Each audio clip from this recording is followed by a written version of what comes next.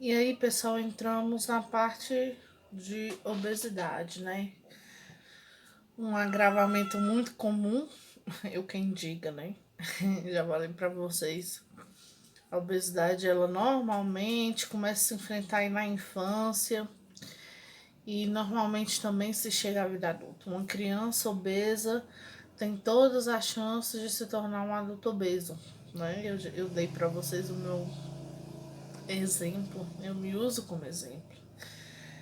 E realmente, assim, a gente identifica isso às vezes já na infância, com pequeno sobrepeso, vai evoluindo.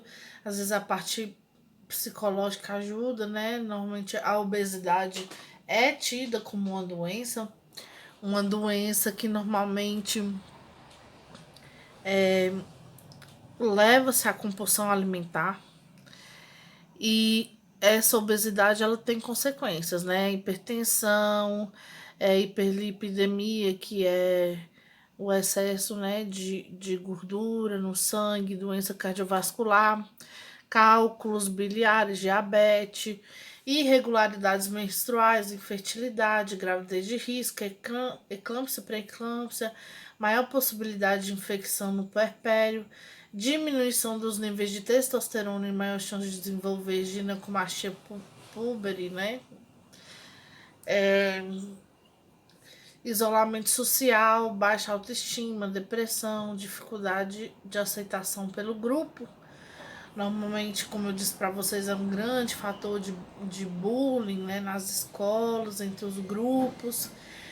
Então, identificando uma obesidade precocemente, a gente tem a chance de tentar tratar em todos os âmbitos, né, psicossociais, juntamente com a nutricionista, psicológica, fazer a intervenção familiar para que a família também entenda que é uma doença e para que a família entenda também que é preciso que elas contribuam para que haja a diminuição do peso, né? Então tudo isso a família também ela é determinante, é um fator determinante nesse processo.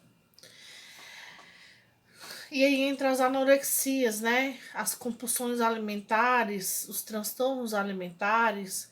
Existem dois mais conhecidos, anorexia e bulimia, que são transtornos frequentemente diagnosticados, né? Acometem principalmente adultos, jovens, mais no sexo feminino.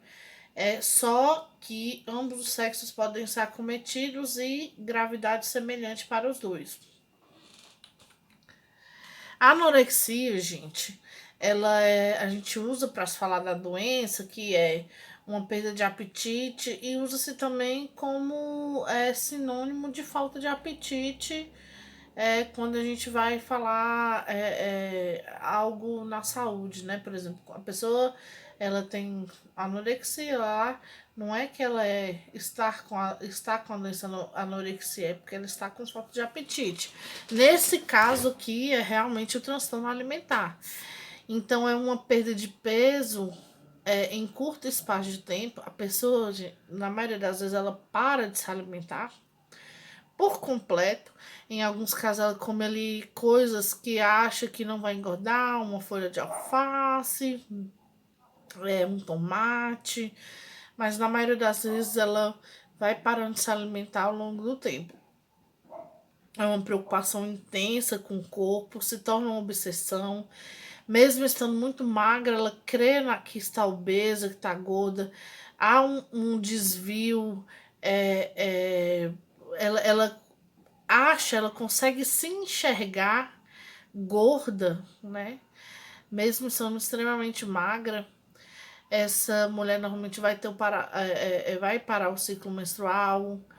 Ela vai saber tudo de alimentos, ela vai saber cada caloria que cada alimento possui, qual o benefício de cada um, porque ela estuda sobre isso, ela lê sobre isso.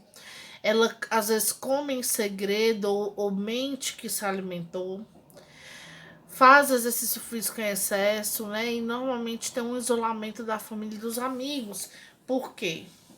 Quem aí tá com os amigos, tá com familiar, sempre envolve alimento, né? Comida. E essa pessoa normalmente ela não alimenta, então ela esconde isso de todo mundo. Pra vocês verem, né? Pessoas extremamente magras, caquéticas. E a bulimia, que também é um transtorno. Normalmente a pessoa come em excesso, exageradamente, compulsivamente e provoca o vômito, né? Ela provoca o próprio vômito. Então, tem a interrupção da menstruação, também o interesse por alimentos. Às vezes ela tem rituais diferentes, ela come escondido, esconde alimentos.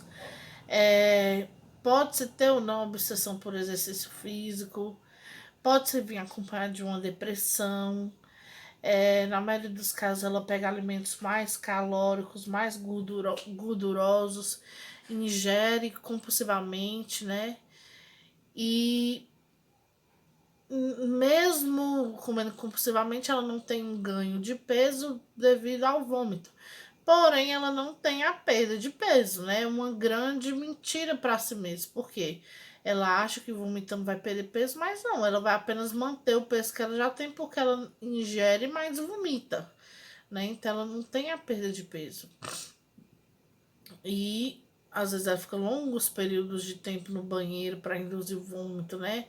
Sem prestar atenção. Tem pessoas que levam música pro banheiro, tenta fazer de alguma forma que as outras não ouçam, né? E essas pessoas podem gerar cárie, o ácido da o ácido estomacal pode corroer os dentes, a mucosa da faringe, laringe, boca.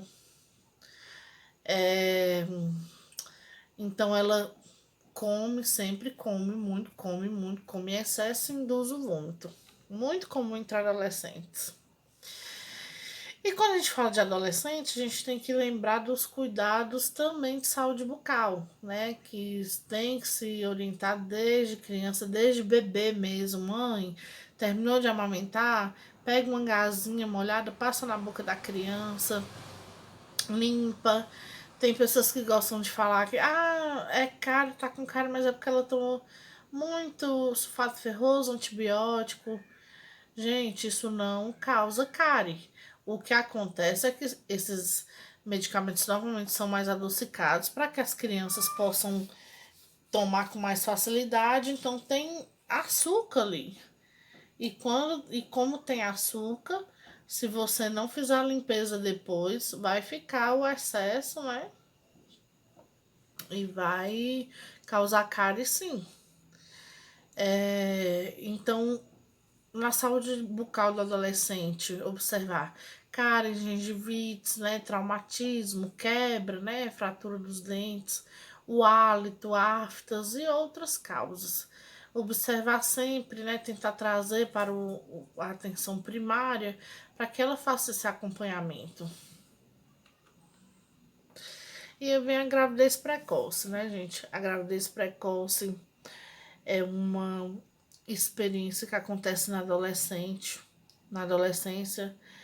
É, em alguns casos ela é vista como um problema ou não, depende da família, depende do apoio que ela vai ter. Por exemplo, uma menina que sua avó engravidou aos 14, sua mãe engravidou aos 15 e ela engravida aos 15, 16, para ela isso não é um problema. Foi um ciclo que aconteceu na família dela que já é tido como normal. É anormal quem não acontece isso, né? E mais em outros casos acontece também pela falta de orientação, pela pressão do parceiro, né? Pela falta de conhecimento, de achar que não vai acontecer com ela, de achar que, mas na hora que eu for ejacular eu tiro, né? Então, assim, muitas meninas acreditam sim nisso, né? E acaba sendo deixadas se levar por pessoas às vezes mais experientes que elas. Então, assim, a gravidez da adolescência, dependendo do apoio que ela vai ter ou não, pode ser um agravamento muito grande, né? Porque é, essa menina, às vezes, pela falta de base familiar, o que acontece? Ela não tem uma base familiar. A família dela sempre foi problemática. O que ela vislumbra na vida dela? Uma família perfeita. Então ela acha que ela vai chegar em. Vai ter um parceiro e vai conhecer esse parceiro e ter um filho e tudo vai ser lindo e tudo vai ser perfeito. Então essa falta de perspectiva na vida, então essa gravidez ela se torna um projeto de vida, né? E em muitos casos para o menino, essa paternidade ela se torna uma transição para a vida adulta. O homem tem que ser sério, maduro, tem que prover a família, né? Assume o papel de chefe da família. Infelizmente, na maioria dos casos, não é isso que a gente vê o abandono do parceiro e a mãe tendo que assumir esse papel de mãe provedora do lar. Quando a gente vai atender as grávidas, né, essas grávidas gestantes adolescentes, a gente tem que ter muito cuidado. Então a gente tem que assumir uma postura acolhedora, compreensiva, né, frente ao adolescente, à família, estimular sempre a participação do pai. Eu mesmo, sempre nos meus pré-natais, eu pergunto, e o pai, se você quiser trazer ele na próxima consulta, tal, tento orientar para que esse pai também faça parte, principalmente porque no pós-parto ela vai precisar muito dessa figura masculina durante a amamentação, durante as noites, os dias, na hora de trocar, na hora de comer. O pai ele tem que ser presente, sim.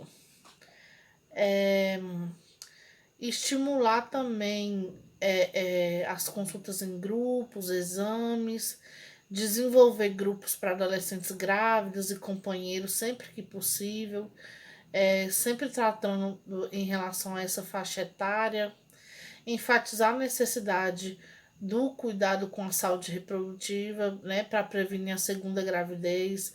Então, logo após o parto, antes está conversando, mas quando chegar o momento, tá orientando ela sobre um anticoncepcional mais um anticoncepcional correto para ela, né, o que é que ela vai começar a tomar ou vai usar qual método contraceptivo. Nunca rotular os adolescentes como incapazes de cuidar de uma criança, né? Porque isso você tira a responsabilidade, você tira a autonomia dessa mãe, né? Então a gente nunca pode fazer isso.